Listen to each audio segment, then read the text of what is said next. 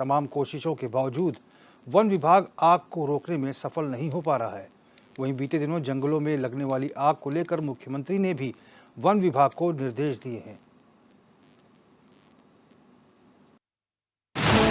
उसमें जो निर्देश हमें प्राप्त हुए थे उसमें सबसे एक बात ये थी कि विभिन्न स्तरों पर जो है बैठकें कराई जाएं, तहसील स्तर पर, ब्लॉक स्तर पर, प्रभाग स्तर पर, तो उसकी कार्रवाई के लिए निर्देश दिए गए हैं। अभी हमारे जो प्रभागीय वन अधिकारी हैं वो अलग अलग स्तर पे जो है जितने भी विभाग के लाइन डिपार्टमेंट्स के कर्मचारी हैं उनके साथ उन्हें जागरूक करना, उनसे सहयोग लेने की बात कहना, कहीं भी वनाग्नि देखें उसमें डूज़ एंड डोंट्स क्या क्या रखें, क्या करें क्या ना करें, उनको सावधानियाँ बताना। इस तरह का एक मिशन मोड में जो है वो बैठकों का कार्यक्रम जो है शुरू कर दिया गया है और इसी के साथ साथ जो है व्यापक रूप से प्रचार प्रसार भी किया जा रहा है, क्योंकि कई मामले वनाग्नि के हम लोगों ने इस तरह से देखे थे कि वो आड़ा फुकान के कारण जो है और हवा से जो है अनियंत्रित रूप से आसपास के वन क्षेत्र में फैल गई थी। तो ऐसा होने के लिए इस कार्रवाई की रोकथाम के लिए जो है उनको जागरूक भी किया जा रहा है, छोटी-छोटी बैठकें करके उनको समझाया भी जा रहा है और साथ ही जो है इसमें कुछ ऐसे संज्ञान में भी मामले आए थे कि जहाँ पर इरादतन और शरारती तत्वों के द्वारा जो है आग लगाई गई कई जगहों पे। तो इसमें स्ट्रिक्ट निर्देश जो है अभी मीटिंग में भी दिए गए। मुख्य सचिव महोदया की मीटिंग जो हुई थी उनके द्वारा जो अध्यक्षता में मीटिंग हुई थी उसमें भी निर्देश दिए गए और आज तक हम लोगों ने ऐसे 4 वन अपराध जारी किए हैं जिसमें कि नामजद व्यक्तियों के विरुद्ध जो है वन अपराध जारी किया गया है। आगे आने वाले समय में भी ये भी कहा गया है कि ये भी पता करें, एक इंटेलिजेंस नेटवर्क भी अपना डेवलप करें कि किस प्रकार से जो है ये आग, अगर कोई ऐसा तो नहीं कि किसी ने जानबूझ के लगाई है, उस पर भी कार्रवाई हो रही है और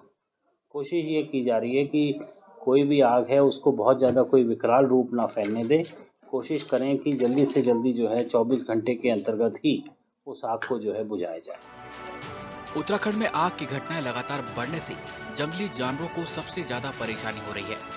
टिहरी, नरेंद्रनगर, रामनगर, लैंसडाउन वन प्रभाग और केदारनाथ वन्य जीव प्रभाग में ऐसी ही आग की घटनाएं तेजी से दर्ज की गई हैं। आग के बढ़ते इस ग्राफ से चिंतित वन विभाग भी अलर्ट दिखाई दे रहा है, जहां आग से निपटने के लिए तराई पश्चिमी डिवीजन क्षेत्र में टीमों का गठन कर गश्त की जा रही है। इतना ही नहीं, जंगलों में रहने वाले बाघ, हाथी, भालू, सुअर, हिरन, चीतल, सांभर, तेंदुआ, काकड़ और नीलगाय समेत अन्य प्राणी आग से बचाने के साथ साथ इन वन्य जीवों को किसी भी तरीके से पीने की पानी की समस्या भी न हो, इसको लेकर डीएफओ प्रकाश चंद आर्य ने इंतजाम शुरू कर दिए हैं। देखिए, इस समय वास्तव में गर्मी बहुत ज़्यादा हो रही है और जंगलों में आग की घटनाएं भी बहुत तेज़ी से फैल रही हैं। तो तराई में, लेकिन हम लोग हैं तराई के जंगल हैं तो थोड़ा सा उस लेवल पे आग यहाँ पे नहीं लगती है और अगर लगती है तो तेज़ी से हम लोग कंट्रोल कर लेते हैं। हमारे पास लगभग हमने 80 फायर वॉचर्स और हमारा क्रू मेंबर्स लगे हुए हैं, जिसमें कि हम आग के रोकथाम के लिए पूरी तरह से अलर्ट हैं और उसकी पूरी तैयारी है हमारी। तो इसलिए हमारे यहाँ आग की घटनाएं बहुत ज़्यादा हैं नहीं, लेकिन क्योंकि गर्मी का मौसम है, जंगली जानवरों के लिए पानी की व्यवस्था करना ये हमारी पहली प्राथमिकता है। तो हमारे जितने भी वाटर होल्स हैं जंगल के अंदर, जो भी बने हुए वाटर होल्स में, सब में नियमित रूप से हम लोग टैंकर से, जहाँ तक हमारा पानी की जो हमारी लाइन है वहाँ से अगर लाइन से अगर पड़ जा रहा है तो ठीक है, नहीं तो जिस जगह पे पानी की लाइन नहीं है वहाँ पे हम लोग टैंकरों से व्यवस्था कर रहे हैं पानी की और लगातार इसमें जो है। और रवि कैंथरा हमारे सहयोगी न्यूज़ रूम से सीधा लाइव जुड़ चुके हैं। रवि, बड़ा अजीब लगता है, बड़ी हैरानी होती है कि हर वर्ष फायर सीजन शुरू होता है लेकिन इसके बावजूद भी अधिकारी जो है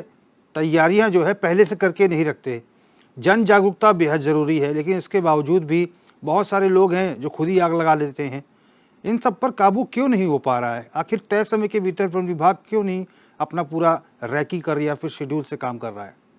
बिल्कुल रोहित, सही कहा आपने। और उत्तराखंड में जिस तरीके से आग की घटनाएं हो रही हैं, चाहे गढ़वाल के क्षेत्र की बात करें, कुमाऊं के क्षेत्र की बात करें, तो घटनाएं बहुत ज़्यादा हैं, क्योंकि कई इलाकों में ऐसा होता है कि वो घटनाएं दर्ज नहीं होती हैं। और जिस तरीके से बताया जा रहा है कि 500 से अधिक घटनाएं हैं, 600 हेक्टेयर करीब जो है जंगल जला है, अगर आप धरातल पर जाएंगे तो ये अत्यधिक होगा, बहुत ज़्यादा होगा। और इस बात में कोई दो राय भी नहीं है, क्योंकि जो आंकड़ा, सरकारी आंकड़ा दर्ज किया जाता है वो बहुत कम होता है और जंगलों में आग लगने की जो घटनाएं हैं उत्तराखंड के अंदर वो बिल्कुल अलग होती हैं।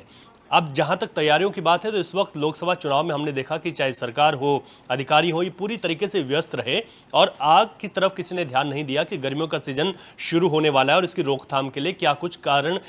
इसमें जो है कोशिशें की जा सकती हैं। तो यही एक कारण रहा है कि जिस वजह से इस वक्त उत्तराखंड में एकदम से आग की घटनाएं बढ़ी। एक कारण इसका और भी रोहित जो मैं समझता हूं वो ये है कि इस बार बारिश कम हुई है, बर्फबारी कम हुई है, तो जो नमी होती है पहाड़ों पर वो नमी इस वक्त नहीं देखने को मिली है। तो जिन जंगलों में आग शुरू हुई वो वहां पर नमी न होने के चलते आग की घटनाएं बहुत तेजी के साथ फैली हैं और हमने देखा है कि इसमें काफ़ी दिक्कतें अब लोगों के सामने आ चुकी हैं और ये बड़ी समस्या बन चुका है। क्योंकि अभी अगर प्रदेश में देखें तो गर्मियों की शुरुआत हुई है और जिस तरीके से जंगल धधक रहे हैं, आने वाले वक्त में जो मई और जुलाई का जो जून तक जो महीना है वो सीधे तौर पर इन आग की घटनाओं को में और इजाफा होगा।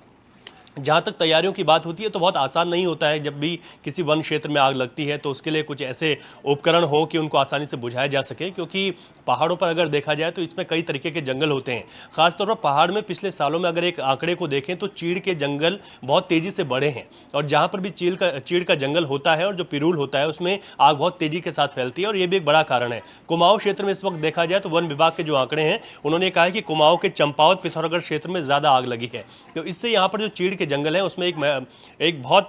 मेन फैक्टर है कि चीड़ के जंगलों की वजह से आग की जो घटनाएं वो बहुत ज़्यादा तेजी के साथ बढ़ रही हैं। अब इससे नुकसान की अगर बात करें तो बहुत बड़ा नुकसान है, वन संपदा को नुकसान है, पशु पक्षियों को नुकसान है और सीधे तौर पर अगर देखा जाए तो जब जंगल जलते हैं तो बहुत ज़्यादा तौर पर जो वन संपदा होती है और जो हमारी औषधियाँ होती हैं वो भी पूरी तरीके से जलकर राख हो जाती हैं। तो ये एक बहुत बड़ा नुकसान उत्तराखंड में देखने को मिलता है। पिछले कुछ सालों के अगर हम आंकड़ों को देखें रोहित तो 2016 आपको ध्यान होगा कि बहुत ज़्यादा सबसे भीषण आग उत्तराखंड में लगी थी 2016 के वक्त और उस समय हेलीकॉप्टर के माध्यम से आग को बुझाने की कोशिश की गई थी और वो आग अभी तक की सबसे विकराल थी। ऐसा नहीं है, इसमें लोगों की जो जान भी कई गई हैं। अगर हम 2014 से 2024 तक के आंकड़े को देखें तो 17 लोग जो सरकारी आंकड़ों में दर्ज है उन पे आग लगने की घटनाओं में उनकी मौतें हुई हैं और कई जो सैकड़ों लोग हैं वो घायल हुए हैं। तो इस तरीके की घटनाएं उत्तराखंड में होती हैं, लेकिन इस समय ये कहा जा सकता है कि जो पहले से तैयारियां होनी चाहिए थी वो पूरी तैयारियां नहीं रही। यहाँ पर लोकसभा चुनाव की व्यवस्था रही और सभी अधिकारी बात तो करते रहे लेकिन उनका ध्यान जंगलों की आग को किस तरीके से रोकथाम किया जाए उसकी ओर नहीं गया। अब मेन फैक्टर होता है कि इस समय आग पर काबू कैसे पाया जाएगा। इसमें जो सबसे महत्वपूर्ण भूमिका है, विभाग तो अपना काम करेगा ही, वन विभाग उसकी जिम्मेदारी है, लेकिन इसमें महत्वपूर्ण जो भूमिका होती है वो हमेशा एक गाँव के नागरिक की होती है और वो अपनी भूमिका निभाता भी है, क्योंकि वन विभाग के जो कर्मी होते हैं वो हर जगह नहीं पहुंचते हैं। जब भी गाँव के आसपास रवि, एक योजना चली थी वन प्रहरी जिसपे लोगों को बनाया गया था, बाद में उसको समाप्त कर दिया गया। अगर इस प्रकार से वन प्रहरी योजना जिसमें कुछ मानदेय के आधार पर लोगों को पैसे दिए जाए और फिर से वन प्रहरी बनाया जाए तो हो सकता है कि इस प्रकार की घटनाओं पर बहुत हद तक अंकुश लग सकता है।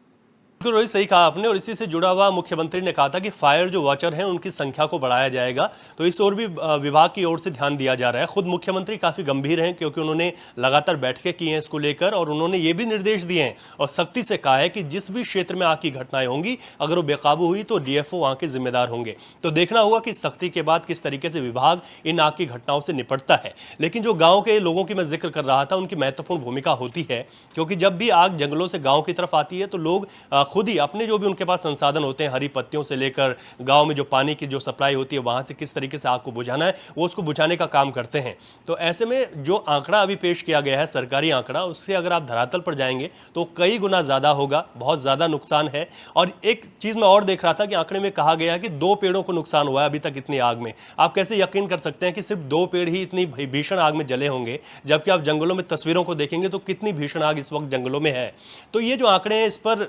पूरा विश्वास तो नहीं किया जा सकता, लेकिन इतना ज़रूर है कि इस वक्त जो मेन जो समस्या है वो ये है कि उत्तराखंड में आग पर काबू कैसे पाया जा सके। तो इसमें लोगों की भागीदारी बहुत ज़रूरी है और दूसरी तरफ वन विभाग को भी अपने जो तमाम जो नए नए संसाधन आए हैं, जो इक्विपमेंट्स नए आए हैं, उनकी ओर भी ध्यान देना चाहिए ताकि आग की घटनाओं को रोका जा सके। जी रोहित। बिल्कुल रवि, और वन और जंगल हमारी एक प्रमुख संपदा है, संपत्ति है और ऐसे में आग के कारण इनको तो नुकसान हो ही रहा है बल्कि हमारी जैव विविधता भी नष्ट हो रही है, हमारे जीव जंतु, हमारे जानवरों को भी नुकसान पहुंच रहा है। बहुत बहुत धन्यवाद रवि तमाम जानकारी के लिए।